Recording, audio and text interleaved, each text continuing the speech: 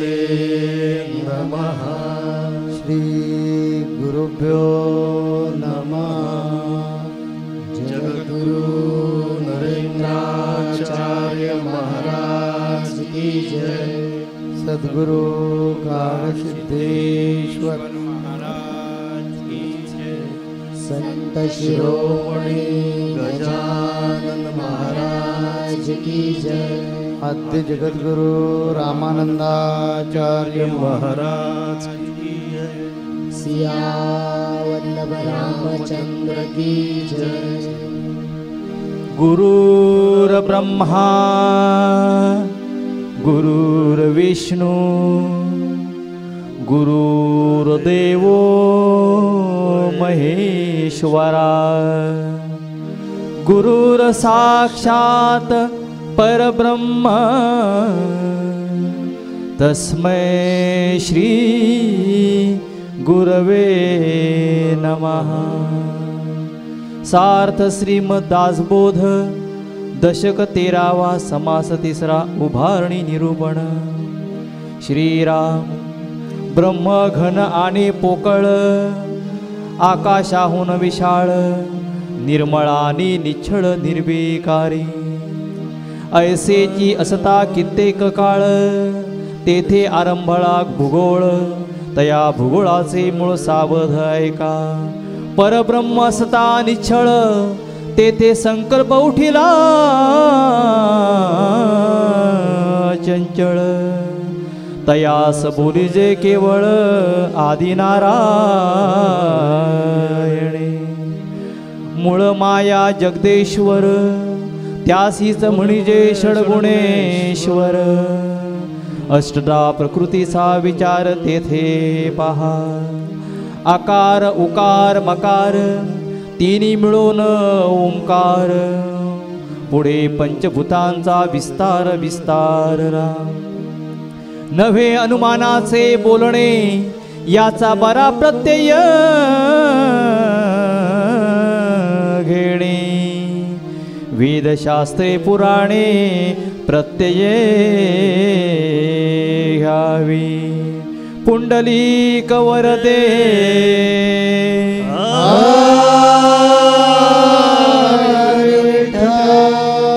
श्री ज्ञानदेव तुकाराम पंढरीनाथ महाराज की जय. जगद्गुरु नरेंद्राचार्य महाराज की जय. परमवंदनीय परमश्रद्धेय बावलींचरणी नतमस्तक होऊन संत संघाला उपसले गुरुबंधू गुरुभग्न श्री गुरुदेव. भाविक हो, आपण मागच्या आठवड्यामध्ये सारासार निरूपण या समासावरती आपण निरूपण ऐकलं आणि म्हणून साधकाने आपलं मन आसारामध्ये न रमून देता सार शोधलं पाहिजे आणि यासाठीच समर्थ रामदास स्वामींनी या समासामध्ये आत्मनिवेदन भक्ती सांगितलेली आहे. आणि एकदा का आत्मनिवेदन साधलं भाविक हो की आपण परब्रह्माशी एकरूप होतो ही वृत्तीसुद्धा ह्या ठिकाणी राहत नाही. हेच या मागच्या समासामध्ये समर्थ रामदास स्वामींनी सांगितलं आहे. आज आपण दशक 13वा समास 3 उभारणी निरूपण या समासामध्ये आपण निरूपण ऐकणार आहोत. या समासामध्ये 1 ते 16 वेळांपर्यंत हे जग कसं निर्माण झालं भाविक हो ते या ठिकाणी सांगितलेलं आहे. आणि या जगाच्या निर्मितीलाच समर्थ रामदास स्वामींनी उभारणी असं नाव दिलेलं आहे. या समासामध्ये जगाला विश्व भूगोल सृष्टी असा या ठिकाणी शब्द वापरलेला आहे. कारण परब्रह्म हे घनदाट पोकळ आकाशापेक्षा विस्तीर्ण आहे. तो निर्मळ आहे, तो निर्विकार आहे आणि तो कित्येक वर्षापर्यंत आहे असाच आहे. आणि तो असा असतानाच भाविक हो भूगोल उत्पन्नास आरंभ झाला. भूगोल म्हणजे सृष्टी आणि या भूगोल उत्पन्नाचा आरंभ झाला आणि या भूगोलाच्या ठिकाणी या भूगोलापासून हे जे विश्व निर्माण झालं आहे ही सृष्टी जे निर्माण झालं आहे त्या परब्रह्म हा जो परब्रह्म आहे तो निश्चल आहे आणि या निश्चल परब्रह्मापासून चंचल असा संकल्प निर्माण झाला भाविक हो. आणि त्यालाच या समासामध्ये आदिनारायण असं नाव दिलं आहे. मग आदिनारायण म्हणजे कोण भाविक हो तर आदिनारायण म्हणजेच मूळ माया. ह्या मूळ मायालाच या समासामध्ये कोण आदिनारायण म्हणतो तर कोण षडगुणेश्वर म्हणतो तर त्याला कोण जगदीश्वर म्हणतो. आणि म्हणूनच या मूळ मायेपासून हा जो निर्माण झाला जो पसारा भाविक हो तो आपल्याला दिसतो आहे, परंतु या मूळ मायेला निर्माण करणारा जो परब्रह्म आहे तो भाविक हो आपल्याला दिसत नाही आहे. आणि म्हणून तो दिसण्यासाठीच, तो पाहण्यासाठीच आपल्या जगद्गुरू माऊलींनी सांगितलेलं आहे की काय करा, ज्ञानचक्षु उघडा. आणि ज्यावेळेला ह्या परब्रह्माचं ज्ञान तुम्हाला होईल भाविक हो, त्यावेळेला माया ही मिथ्य आहे आणि तो परब्रह्म सत्य आहे याची भाविक हो तुम्हाला जाणीव होईल. आणि असं परब्रह्म भाविक हो तुम्ही किती भाग्यवंत आहात बघा. आपल्याला असं परब्रह्म आपल्या जगद्गुरू स्वरूपांच्या या ठिकाणी मिळालेलं आहे. आणि म्हणून या मूळ मायेच्या अलीकडे गुणमाया आहे. आणि ह्या गुणमायेपासून त्रिगुण निर्माण झाले, रज, तम आणि सत्व. आता रज आणि तम, सत्व या तिन्ही गुणाच्या संदर्भात माऊलीने अनेक वेळा आपल्या प्रवचनांचं वर्णन केलेलं आहे. आणि म्हणून या त्रिगुणानंतर खऱ्या अर्थाने भाविक हो ओंकारची सुरुवात झालेली आहे, म्हणजे ओंकारची मांडणी झालेली आहे. कारण अ, उ, म ह्या 3 मात्रा मिळून ओंकार होतो. आणि यानंतर खऱ्या अर्थाने भाविक हो पंचमहाभूतांची निर्मिती झालेली आहे. की ती अशी या ठिकाणी की आकाशापासून वायू निर्माण झाला, वायूपासून अग्नी निर्माण झाला, आणि अग्नीपासून पाणी निर्माण झालं, पाण्यापासून पृथ्वी निर्माण झाली. आणि भाविक याच पृथ्वीच्या पोटामध्ये असंख्य बीजांच्या कोटी आहेत. आणि ह्या बीजांना एकदा माती आणि पाणी मिळालं की त्यांना अंकुर फुटतात. आणि म्हणून या पृथ्वीवरती अनेक रंगांची पाने, फुले, फळे, वेली यांचे लोटचे लोट या ठिकाणी उत्पन्न झाले भाविक हो. अनेक रसांची फळे, अनेक रसांची पानं, फुलं ह्या ठिकाणी निर्माण झाली. आणि याच पृथ्वीच्या पोटातून अनेक प्रकारचं धान्य निर्माण झालं. आणि या धान्यापासून रेत निर्माण झाला भाविक हो. आणि ह्या रेतापासून खऱ्या अर्थाने जीवसृष्टी म्हणजे 4 जे खाणी आहेत त्या 4 खाणी या ठिकाणी निर्माण झाल्या. मग भाविक 4 खाणी कुठल्या, तर अंडज, स्वदेज, उद्वीज आणि जारज. म्हणजे अंड्यापासून निर्माण झालं त्यांना अंडज म्हटलं गेलं, जे पाण्यापासून निर्माण झालं त्यांना स्वदेश म्हटलं गेलं, आणि जे बीजांपासून निर्माण झालं त्यांना उद्वीज म्हटलं गेलं, आणि जे वारातून जन्माला आले त्यांना जारज म्हटले गेले. अशा प्रकारे हा विश्वाचा अद्भुत चमत्कार भाविको आम्हाला पाहायला मिळतो. कारण हा संपूर्ण जो पसारा आहे तो अष्टदा प्रकृतीपासून निर्माण झालेला आहे. आणि म्हणून 4 खाणी, 4 वाणी, 84 लक्ष जीवयोनी आणि स्वर्गादी 3 लोक मिळून पिंड ब्रह्मांड निर्माण झालं भाविको. आणि म्हणूनच ह्या पिंड ब्रह्मांडापासूनच आपल्या माऊली महाराज सांगता ठिकाणी की पिंडी ते ब्रह्मांडी. आणि यासाठीच हा जो लक्ष 84 युनिटचा जो फेरा आहे तो प्रत्येक वालाला माऊली सांगतात की जर आपल्याला जर 84 लक्ष युनिटचा फेरा चुकवायचा असेल तर आपल्याला स्वस्वरूपाची ओळख करून घेतली पाहिजे. मग भाविको स्वस्वरूपाची ओळख आपल्या बाजारात करून मिळत नाही, त्यासाठी सद्गुरू केले पाहिजेत. कारण सद्गुरू हे साक्षात परब्रह्म आहेत. गुरुर ब्रह्मा गुरुर विष्णू गुरुर देव महेश्वरा, गुरुर साक्षात परब्रह्म आहेत. आणि म्हणून त्या परब्रह्माने हे संपूर्ण विश्व ह्या ठिकाणी भाविको निर्माण केलेलं आहे. आणि यासाठीच पण ह्या परब्रह्माचं ज्ञान का होत नाही तर आपल्याकडं अज्ञान आहे. आणि म्हणून हे अज्ञान ह्या अभंगातनं ऐकूला आपल्याला काय सांगलं अभंगातनं की जिकडे तिकडे शोधिशी कारे फिरशी वेळापरी वसे हा देव तुझ्या अंतरी. कारण तो परब्रह्म परमात्मा हा तुमच्या आमच्या अंतरात्म्यामध्ये आहे. आणि म्हणून जो आज्ञाचा पडदा आहे तो आपण जाणून घेतला पाहिजे. जर आपल्याला या ठिकाणी मोक्ष मिळवायचा असेल तर सद्भक्तीची कास धरली पाहिजे. आणि म्हणून पुढं समर्थ रामदास स्वामी म्हणतात की जे पिंड ब्रह्मांडापासून निर्माण झालेली जे जीवयोनी आहे ही पाण्यापासून निर्माण होतात, आणि जर पाणी नसेल तर मरतात. तर पुढे समर्थ रामदास स्वामी त्या ठिकाणी म्हणतात की हे अनुमानाचे बोल नाही तर ते अनुभवाचे बोल आहेत. कारण अध्यात्मामध्ये अनुभवाशिवाय विश्वास ठेवा अशा कोणतेही संत सांगत नाहीत. कारण आपले वेद, शास्त्र, पुराणसुद्धा हेच सांगतात भाविक हो की सिद्धांत अनुभवाला पडतील तेच मान्य करायचे आहेत. आणि म्हणून या ठिकाणी प्रत्यक्ष अनुभूती घ्या, अनुभव घ्या, प्रचिती घ्या हेच या ठिकाणी सांगितलं आहे. आणि म्हणून या विश्वामध्ये आपल्या जगद्गुरू श्री माऊलींनी या चराचरातला देव शोधला, आणि चराचरातला देव शोधला आणि संपूर्ण विश्वाला भाविको ठणकावून सांगितलं मी देव आहे म्हणून. कारण समर्थ रामदास या ठिकाणी सांगितलं की अनुभव घ्या, अनुभूती घ्या, प्रचिती घ्या. कारण आपण दृश्य जगामध्ये व्यवहारामध्ये सुद्धा भाविको आपण कोणतीही गोष्ट खात्री केल्याशिवाय ती तर्काच्या कसोटीवर घासल्याशिवाय तपासून पाहिल्याशिवाय मान्य करत नाही. कारण अनुभवामध्ये सुद्धा 3 लक्षणं सांगितले आहेत महात्म्यांचे की अनुभवामध्ये 3 लक्षण या ठिकाणी सांगितलं की अधम लक्षण, मध्यम लक्षण आणि उत्तम लक्षण. कारण तुकाराम महाराज अशा या ठिकाणी म्हणतात की ज्या संतांचा अनुभव विश्वाला आहे, ज्या संतांचा अनुभव विश्वाला आहे असे संत महान आहेत. ज्ञानेश्वरांचा अनुभव विश्वाला आला भाविको. पण हे जे 3 लक्षण या ठिकाणी सांगितलं की अधम लक्षण, मध्यम लक्षण आणि उत्तम लक्षण. मग अधम लक्षणाचे महात्मे कोण? तर जे चमत्कारावरती महात्मे ठेवतात त्यांना अधम लक्षणाचे संत म्हणतात. जे आचरणावरती महात्मे ठेवतात त्यांना मध्यम लक्षण संत म्हणतात.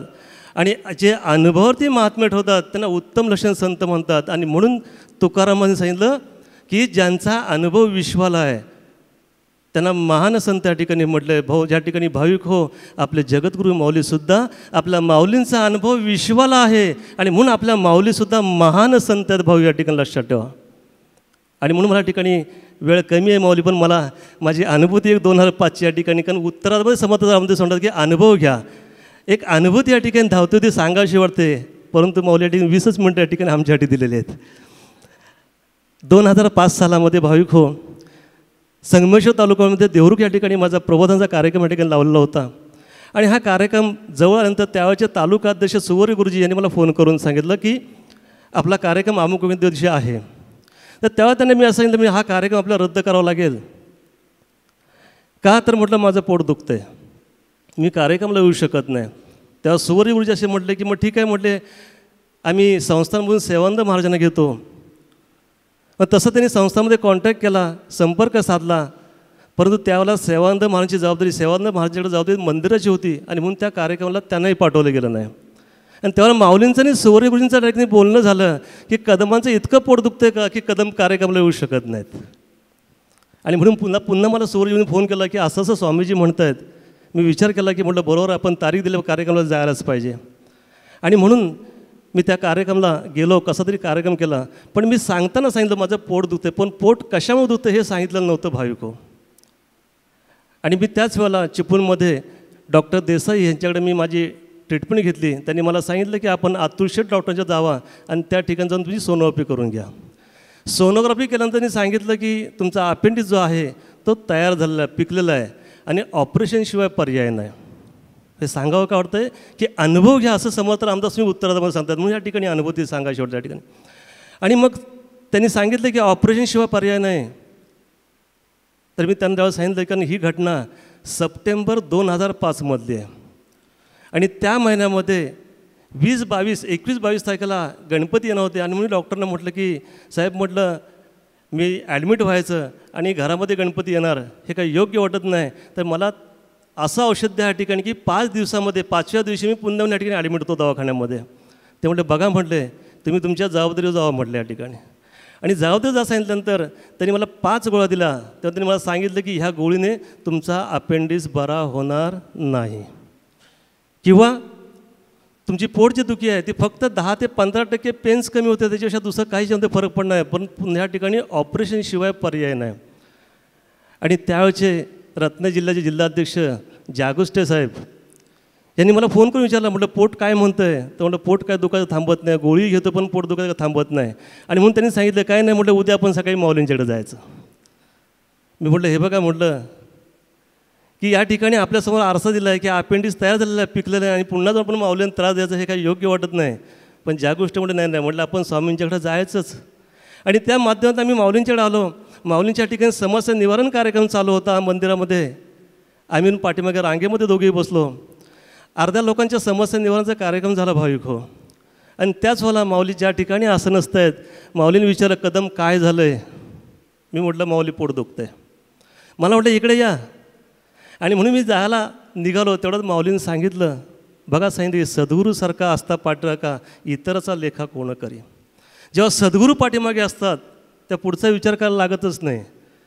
आणि मग माऊली म्हणते की तुम्ही तिथेच थांबा, मी येतो. भाविक हो, किती आपण भाग्यवंत आहोत की साक्षात परब्रह्म आपल्यापर्यंत ह्या ठिकाणी येऊन आपली चौकशी या ठिकाणी केली जाते. आणि प्रत्यक्षात माऊली अर्ध्या समस्या सोडल्या. आणि ज्या रांगेमध्ये आम्ही उभे होतो त्या ठिकाणी माऊली आल्या. त्यांनी पाहिलं, मला वाटलं काय झालं आहे? म्हटलं पोट दुखतं आहे आणि अपेंडिक्स तयार झालेलं आहे माऊली या ठिकाणी. मला स्वामीजी म्हटलं की थोडी पॅन्ट खाली करा. थोडी पॅन्ट खाली केली. म्हटलं शर्ट थोडा वरती करा. शर्ट वरती केला भाविक हो. आणि त्याच वेळेला माऊलींनी त्या जागेवरती पाहिलं आणि क्षणार्धामध्ये माऊलींनी सांगितलं की 15 दिवस कडुलिंबाचा रस घ्या. हे सांगितल्यानंतर संध्याकाळी आम्ही घरी गेलो आणि तो कडुलिंबाचा रस दुसऱ्या सुरुवात केला. 1 दिवस घेतला, दुसरा दिवस घेतला, तिसरा दिवस घेतला आणि 4थ्या दिवशी मात्र घरी सांगितलं की मी हा कडुलिंबाचा रस जो आहे तो पिणार नाही, कारण तो इतका गोड आहे की तो मला रस नको आहे. काय व्हायचं असेल ते होऊन जाते, कारण माऊलींनी पाहिलं ना काही होऊ देत. आणि भाविक हो, ही सप्टेंबर 2000ची घटना आहे. आज मार्च 2015 साल चालू आहे. सप्टेंबर 2005 पासून आज मार्च 2015पर्यंत तो अपेंडिक्स माझा कुठे गेलेला आहे ह्याचा आज तागायत मला थांग पत्ता लागला नाही. आता तो पत्ता फक्त माऊलींनाच माहिती आहे की तो अपेंडिक्स कुठे गेला. आणि म्हणून म्हटल्या ठिकाणी माऊलींच्या दृष्टीमध्ये सामर्थ्य आहे, माऊलींच्या स्पर्शामध्ये सामर्थ्य आहे, माऊलींच्या वाणीमध्ये सामर्थ्य आहे. म्हणून तर या ठिकाणी सांगितलं की माऊली सांगतात की दिवसातनं 10 मिनटं वेळ काढा आणि 10 मिनटं वेळ काढून भक्ती करा. आठवड्यातनं 1 वेळा संत संघाला या. ज्या ठिकाणी संत संघ नसेल त्या ठिकाणी आरती चालू असेल तर आरतीला या. आणि काय करा, आपलं पहिलं घोंगडं सोडवून घ्या. आणि एक लीलामृत ग्रंथामधला 1 अध्याय रोज वाचा. देव शोधायची गरज नाही, कारण देव माऊलींनी सांगितलं आहे की माझे भक्त शिष्य माझ्या हृदयामध्ये आहेत आणि मी माझ्या भक्त शिष्यांच्या हृदयामध्ये आहे. मग देव शोधायला पाहिजे का हो भाविक हो? गरजच नाही. म्हणून म्हटलं की देव पाहिला नरेंद्र रूपात आहे नाणीचं धामात. असं या अभंगात या ठिकाणी सांगितलं, पण आज या ठिकाणी अभंग घ्यायचं नाही. आणि म्हणून या ठिकाणी सांगितलं आहे की जर आपल्याला खऱ्या अर्थाने या मोक्षाच्या मार्गात मुक्तीच्या मार्गात असं जायचं असेल तर आपल्याला विश्वाची जी निर्मिती आहे ती समजणं आवश्यक आहे. आता 5च मिनटं राहिलेले आहेत, त्यामुळे आता परत मागं जाणं शक्य होणार नाही. तर विश्वाची निर्मिती आपल्याला समजणं आवश्यक आहे. ही विश्वाची निर्मिती कशी झाली ती यांनी कदमाने विश्लेषण करून सांगितलं आहे. समर्थ रामदास स्वामींनी त्याच्यामध्ये दासबोधामध्ये ती विशद केलेली आहे. तीच त्यांनी सांगितली की हे विश्व जसं जसं क्रमाक्रमानं प्रसवत गेलं, जीवजंतू कसे निर्माण झाले तसाच त्याचा लय होणार आहे. म्हणून नेहमी मृत्यूची आठवण ठेवावी, लयाची आठवण ठेवावी, म्हणजे आपण कधी आपल्या मूळ विषयापासून भरकटत जाणार नाही. एकनाथ स्वामींनी सांगितलं की तू 7 दिवसात मारणार. याचं ज्यावेळी त्या व्यक्तीला स्मरण राहिलं तर त्या व्यक्तीच्या हातून अनेक चांगल्या प्रकारची कर्म घडली. ही कथा आपण ऐकलेली आहे. एकनाथ स्वामींना किंवा एकनाथ महाराजांना सांगण्याचा उद्देश काय होता हे त्यांनी काय सांगितलं असेल तर त्याच्यातून आम्हाला सगळ्यांना शिकवायचं आहे की माणूस जन्माला तो कधीतरी संपणार आहे. सोमवार ते रविवार या 7 दिवसात कधी ना कधी आपल्याला जायचंच आहे. टायमिंग वेगवेगळं असेल पण वार या आठवड्यातलाच कुठला तरी असणार, सोमवार किंवा रविवार. सोमवार, मंगळवार, बुधवार, गुरुवार, शुक्रवार, शनिवार किंवा रविवार याच्या व्यतिरिक्त कुठलाही वेगळ्या वाराला आपण जाणार नाही आहे. जाणार तर निश्चित आहे. त्यानंतर 0 किंवा 1 सेकंदापासून तासाला सुरुवात होते, तिथपासून अगदी 24 तासात कधीतरी आपण जाणार, पण जाणार तर निश्चित आहोत. यासाठी समर्थ रामदास स्वामी सांगतात की ही सृष्टीची निर्मिती कशी झाली याच्याकडे ध्यान दे. म्हणून हा समाज घेतला आहे उभारणी निरूपण. ही सृष्टी कशी उभारली गेली हे लक्षात घेणं आवश्यक आहे. आणि ही जर गोष्ट तुमच्या लक्षात राहिली की जशी सृष्टी उभारली गेलेली आहे तशी ती धाड धाड धाड धाड धाड धाड कोसळत एक दिवशी संपणार आहे आणि ज्यानं निर्माण केले त्याच्यात विलीन होणार आहे. म्हणून त्याला कधी आपल्यापासून दूर करायचं नाही, कारण तेच एक अंतिम सत्य आहे. त्याच अंतिम सत्याचा मनुष्य प्राण्यानं शोध घेतला पाहिजे, कारण मनुष्य प्राणी हा बुद्धिवान प्राणी आहे. मनुष्य प्राण्याला अनेक प्रकारचं पुण्य, अनेक प्रकारचं संचित स्टॉक करावं लागतं की त्या आत्म्याला अनेक प्रकारचं पुण्य गाठीला घेऊन मनुष्य योनी मिळत असते. अशा मनुष्य योनीमध्ये आपण आलेलो आहोत. सुंदर असा देह मिळालेला आहे. देह कदाचित काळा असेल, गोरा असेल, जाडा असेल, पातळ असेल. रंग कसा आहे, जाडा आहे की बुटका आहे की उंच आहे ह्याच्याशी काही घेणं देणं नाही. तो निकोप असला पाहिजे, निरोगी असला पाहिजे. आणि तो जोपर्यंत निकोप आहे, निरोगी आहे, तोपर्यंत जन्माचं सोयीत करणं गरजेचं आहे. आणि याच दासबोधामध्ये सांगितलं आहे की जन्म आली आहे एक, जन्माला आपण आता आलेलो आहोत, काही करावे सार्थक, काहीतरी सार्थक करा. ऐसे न करता निरर्थक जन्मभूमीभार होय. जन्म भूमीभार होता कामा नये, कावकुतूच्या मरणानं आपण मरता कामा नये. म्हणून दृढ निश्चय करा की मी मनुष्य जन्म घेतला आहे, मी माझ्या आईच्या उदरातून जन्म घेतलेला आहे, अनेक पिढ्यांचं माझ्यावर ऋण आहे, अनेक पिढ्यांचा उद्धार करणं भगीरथासारखा ही माझी जबाबदारी आहे. भगीरथानं आपल्या पूर्वजांचा उद्धार करण्यासाठी काय क्लेशी भोग भोगले. आपल्याला तर तसं काही सांगितलं जात नाही आहे. तर आपली जबाबदारी नुसती स्वतःसाठी जगणं नाही. स्वतःसाठी जगतो तो माणूसच नाही, लक्षात घ्या. कुत्रा मांजर हे प्राणी सगळे स्वतःसाठी जगतात, जो दुसऱ्यांसाठी जगतो तो माणूस. म्हणून आपण मनुष्य योनीमध्ये आलेलो आहोत. तर मनुष्य योनीचं कर्तव्य आहे की मला आत्मज्ञान झालं पाहिजे, खरं ज्ञान झालं पाहिजे, यथार्थ ज्ञान झालं पाहिजे आणि मी मोक्षाचा भोगता झालो पाहिजे. मला परत येणं नाही, मला परत जाणं नाही.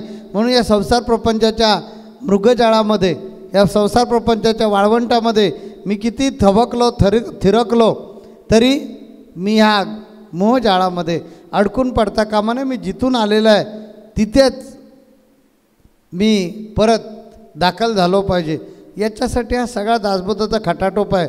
याच्यासाठी आम्हा सगळ्या लोकांचा हा संत संघाचा खटाटोप आहे की लेकरांनो, आपण वरचे पाहुणे आहोत, तिथून आलेलो आहोत, या पृथ्वी तलावर आलो आहे. तर या पृथ्वी तलावर मोहजाळामध्ये अडकून न पडता जिथून आलो आहे तिकडे आपल्याला स्वस्वरूपाची जाणीव करून जायचं आहे.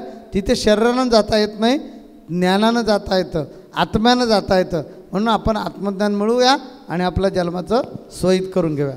श्री गुरुदेव. जगद्गुरु नरेंद्राचार्य महाराज की जय. सद्गुरु सिद्धेश्वर महाराज की जय. संत शिरोमणी गजानन महाराज की जय.